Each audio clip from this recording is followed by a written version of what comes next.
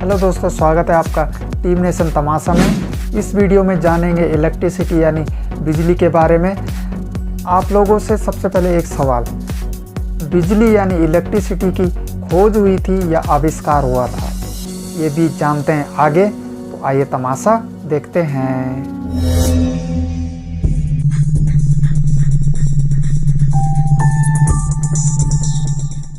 यह channel video केवल मनोरंजन और सामान्य जानकारी के लिए बनाया गया है। इसका उद्देश्य किसी को नुकसान पहुंचाना नहीं है। हर वीडियो कड़ी मेहनत, लगन और सच्चे मन से बनाई गई है। सभी डेटा सामग्री का उपयोग उचित दिशा निर्देशों के अनुसार किया गया है। यदि किसी का मानना कि किसी भी कॉपीराइट सामग्री का अनाधिकृत तरीके से उपयोग किया गया है, तो कृपया हमसे teamnationtamasha@gmail.com पर संपर्क करें। धन्यवाद।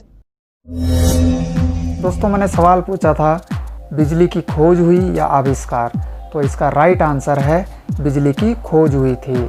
इसका आविष्कार नहीं हुआ था क्योंकि बिजली धरती पर पहले से मौजूद थी, बस इसकी खोज करना बाकी था। इलेक्ट्रिसिटी यानी बिजली आजकल हमारे जीवन में बहुत महत्वपूर्ण है।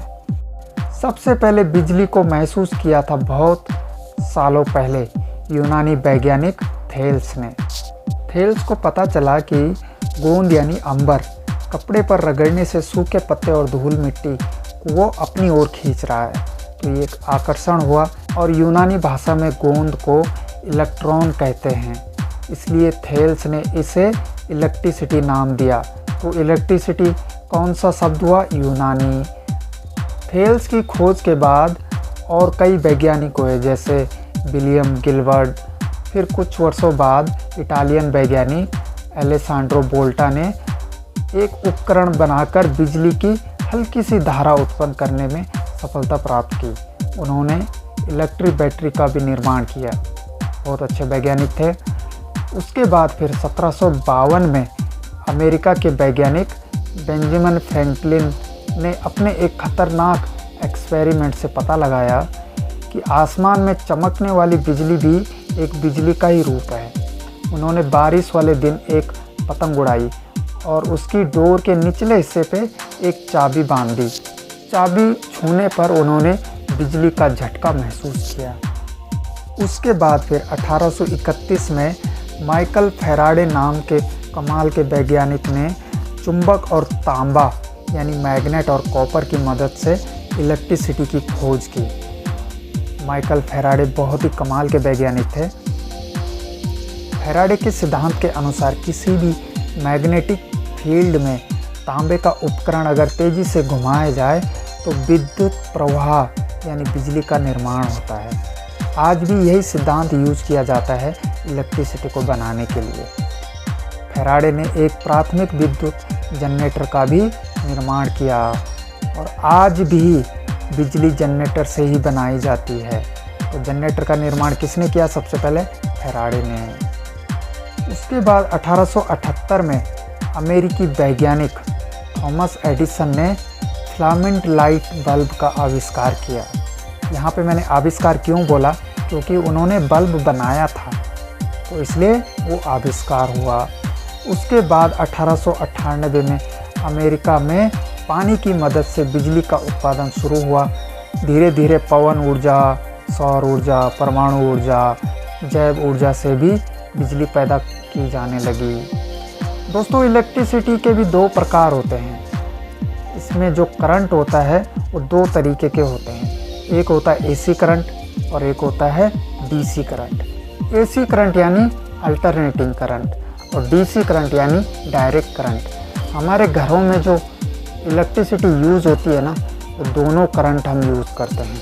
हमारा मोबाइल, लैपटॉप, इन्वर्टर वगैरह डीसी करंट से चार्ज होते हैं। तो इसके बारे में जानेंगे एक नई वीडियो में। एसी करंट और डीसी करंट क्या होता है, इसके बारे में विस्तार से जानेंगे। अगर आपको जानना है तो आप कमेंट भी कर सकते हैं, इसके ऊपर भी एक वीडियो बनाई जाएगी। लेकिन पानी की मदद से कैसे बिजली बनाई जाती है ये आपको बताता हूँ।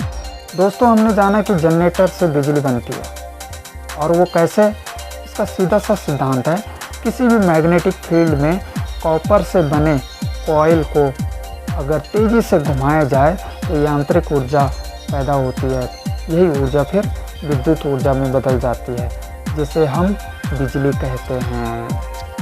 तो बिजली की खोज करने में अहम भूमिका किसकी थी? फैराडे की, माइकल फैराडे की। अच्छा, पानी की मदद से बिजली कैसे बनाई जाती है, इसमें भी एक बिजली बनाने के लिए अहम भूमिका निभाती है टरबाइन। हाँ जी, ये जो टरबाइन आप देख रहे हैं, इस टरबाइन में जो ये पंखे लगे हुए हैं, इन पंखों को तेज़ी से घुमाया जाता है। डैम में ये टरबाइन लगाई जाती है और टरबाइन के जो ये पंखे हैं, इनको घुमाने का काम करता है पानी। हाँ जी, डैम के पानी को दबाव के साथ टरबाइन पर लगे पंखुड़ियों पर छोड़ा जाता है, जिससे टरबाइन तेज़ी से घूमती है। और जब ये टरबाइन घूमती है तो ये टरबाइन का हिस्सा कनेक्ट होता है जनरेटर से। हाँ जी, डैम में भी जनरेटर लगे होते हैं, बहुत बड़े बड़े जनरेटर। फिर जनरेटर के अंदर तांबे की बनी हुई कॉइल होती है और ये कॉइल तेज़ी से घूमती है और बिजली उत्पन्न करती है। इस बिजली को फिर आगे ट्रांसफार्मर में भेजा जाता है और यहाँ से फिर आगे डिस्ट्रीब्यूट कर दिया जाता है। दोस्तों, हमारे घरों में आपने भी देखा होगा, शादी पार्टियों में जनरेटर लगे होते हैं। ये जनरेटर भी सेम काम करते हैं जो डैम में लगे हुए जनरेटर होते हैं। इन जनरेटर के अंदर भी चुंबक भी होता है और तांबे से बनी हुई कॉइल भी होती है, कॉपर से बनी हुई कॉइल। फ़र्क सिर्फ इतना है कि इसको चलाया जाता है कैरोसिन से, डीजल से या पेट्रोल से, और डैम में जो जनरेटर होता है वो चलाया जाता है पानी की मदद से, टरबाइन की मदद से। बस डैम में बने हुए जनरेटर जो होते हैं वो बहुत बड़े होते हैं और पानी का काम है सिर्फ टरबाइन को घुमाना।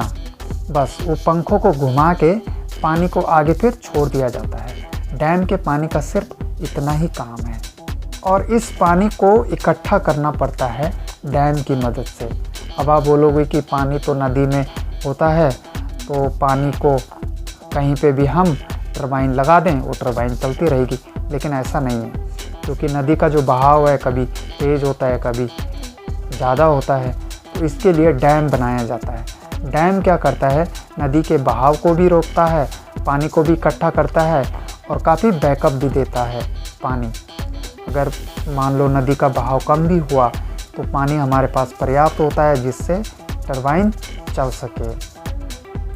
और डैम भी कई प्रकार के होते हैं और डैम नदी पे कैसे बनाए जाते हैं, इस पे एक झलक देखते हैं। डैम बहती हुई नदी पर बनाया जाता है। डैम का मतलब तो आप समझ ही गए होंगे, जहाँ पे पानी रोका जाता है उसे डैम कहते हैं, ठीक है। लेकिन बहते हुए पानी में डैम का कार्य शुरू तो नहीं किया जा सकता ऐसे ही। तो क्या किया जाता है, जहाँ पर सबसे पहले जिस जगह पर डैम बनाया जाता है उस जगह पर सुरंग बनाई जाती है। हाँ जी, ताकि नदी के पानी को डाइवर्ट किया जाए, नदी के बहाव को बदला जाए इन सुरंगों के द्वारा, और आगे फिर ये सुरंग नदी से ही कनेक्ट होती हैं। जब सुरंग बन जाती है तो नदी के बहाव को डाइवर्ट करके इन सुरंगों के द्वारा आगे छोड़ दिया जाता है।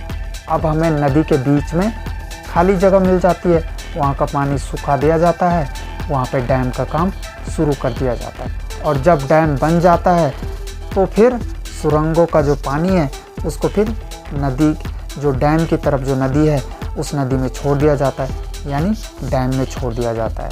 और फिर डैम धीरे धीरे भरने लगता है और इसी डैम के नीचे लगाई जाती है टरबाइन, और टरबाइन के साथ ही लगाया जाता है जनरेटर, और जनरेटर के बाद बिजली जाती है ट्रांसफार्मर में। तो दोस्तों, इस वीडियो में हमने जाना कि बिजली की खोज किसने की, कब हुई और बिजली कैसे बनाई जाती है, पानी की मदद से बिजली कैसे बनती है। तो इसी चैनल पे आपको डैम के बारे में बहुत सारी वीडियो मिलेंगी। इसमें मैंने बहुत सारी वीडियो बनाई है डैम की। सबसे बड़ा डैम कौन सा है इंडिया का, वर्ल्ड का बड़ा डैम कौन सा है, लंबा डैम कौन सा है इंडिया का, तो वो डैम की वीडियो भी आप ज़रूर देखें। तो आशा करता हूँ, उम्मीद है आपको ये वीडियो पसंद आई होगी और मेरे से दी गई जानकारी से आप सहमत होंगे। हो सकता है मेरे से कहीं पे कोई चूक हुई हो, गलती हुई हो, तो अपना समझकर मुझे माफ़ कर दें। तो आज की वीडियो में इतना ही, मिलते हैं जल्दी एक नई वीडियो में। तब तक अपना ख्याल रखिए, टाटा बाय बाय।